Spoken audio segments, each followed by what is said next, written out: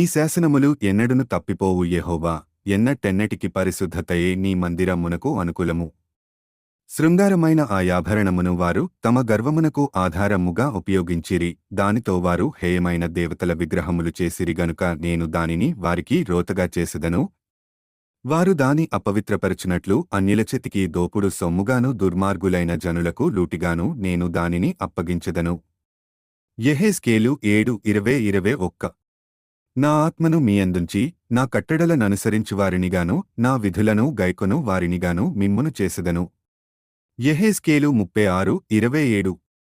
ప్రతి కట్టడమును ఆయనలో చక్కగా అమర్చబడి ప్రభువునందు పరిశుద్ధమైన దేవాలయ మగుటకు వృద్ధి పొందుచున్నది. ఆయనలో మీరు కూడా ఆత్మమూలముగా దేవునికి నివాస స్థలమైయుండుటకు కట్టబడుచున్నారు. ఎఫెసీయులకు 2:21-22.